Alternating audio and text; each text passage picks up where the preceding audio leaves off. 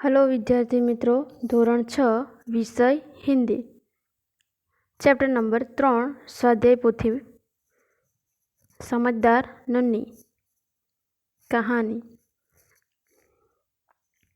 प्रश्न 1, निम्नलिखित प्रश्नों के उत्तर के लिए दिए गए विकल्पों में सही विकल्प चुनकर क्रम अक्षर में लिखिए। 1, डंक मारना किसका स्वभाव है? तो डंक मारना बिच्छू का। बी, बिच्छू का। 2, बिच्छू को क्या सूझी? सी, शैतानी। 3, बिच्छू ने किसकी बात अनसुनी कर दी? डी, नन्ही की। 4, स्वभाव शब्द का समानार्थी शब्द क्या है?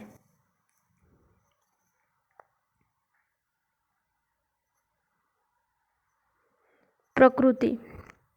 5, निम्नलिखित में पानी में कौन कौन नहीं रहता? तो ए, मक्खी। सही विकल्प चुनकर विधान पूर्ति कीजिए। 1, नन्ही ने बिच्छू को बचाया, क्यों? उसे बिच्छू पर दया आई। 2, नन्ही पीड़ा से तड़प उठी क्योंकि बिच्छू ने उसे डंक मारा था। 3, रिक्त स्थानों की पूर्ति कीजिए। 1, नन्ही ने एक बिच्छू को खाली जगह में फंसा देखा, दलदल। 2, बिच्छू अपनी गंदी आदत का खाली जगह था, गुलाम।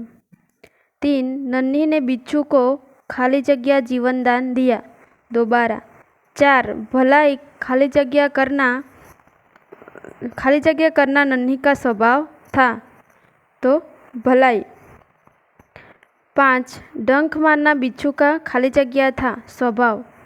6, अब मैं किसी खाली जगह जीव को डंक नहीं मारूंगा, तो निर्दोष।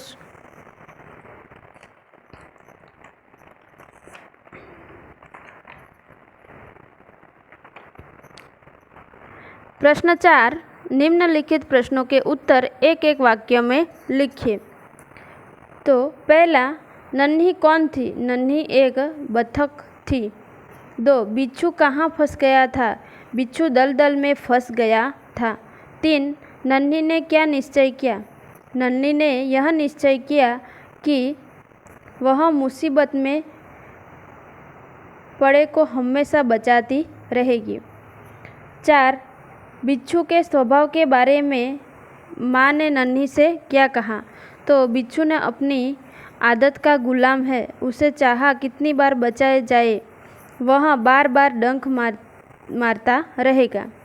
5, नन्ही ने अपने स्वभाव के बारे में क्या कहा? नन्ही ने बिच्छू से कहा कि भलाई करना मेरा स्वभाव है।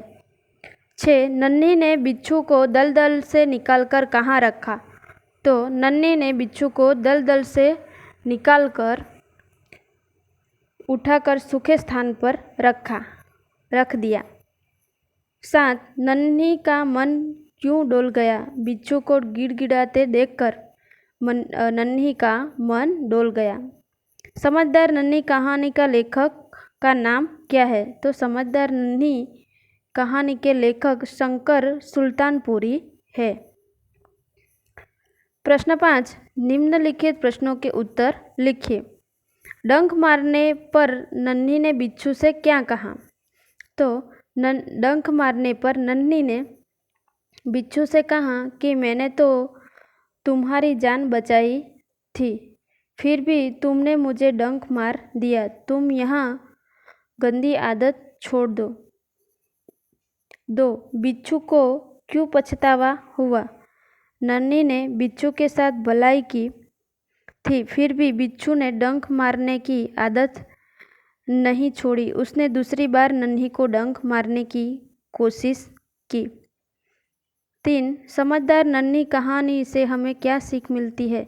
समझदार नन्ही कहानी से हमें यह सीख मिलती है कि धीरज और प्रेम हमें बुरे व्यक्ति की बुराई भी छुड़ा सकते हैं। प्रश्न 6 सही जोड़ मिलाइए। बिच्छू, नन्ही, नन्ही की माँ। तो भले लोग की बार बार की भलाई से बुरे लोगों का भला बनने की राह दिखाते हैं। नन्ही बहन आज तुम जीत गई, भलाई करना मेरा स्वभाव है। तो बिच्छू, नन्ही बहन आज तुम जीत गई। नन्ही तो भलाई करना मेरा स्वभाव है। नन्ही की माँ, भले लोग अपनी बार की भलाई से बुरे लोगों की भला बनने की राह दिखाते हैं। प्रश्न 7, निम्नलिखित वाक्य में किसने किससे कहा, क्यों कहा वह लिखिए।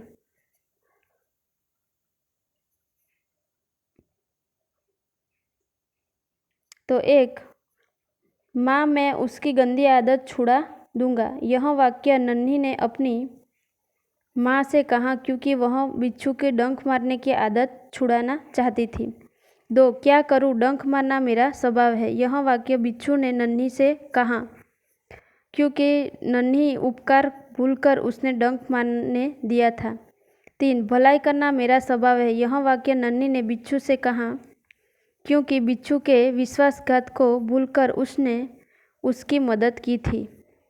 4, मैं वचन देता हूँ कि अब मैं किसी दोस्त को जीव को डंक नहीं मारूंगा। यह वाक्य बिच्छू ने नन्ही से कहा क्योंकि उसे विश्वासघात करने की उसे बहुत पछतावा हुआ।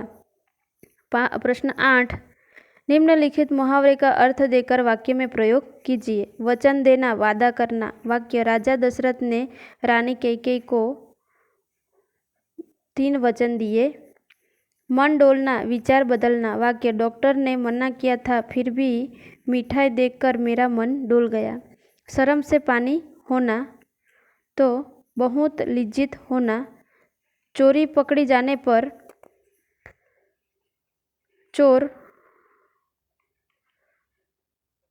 चोरी पकड़े जाने पर नौकर शर्म से पानी पानी हो गया।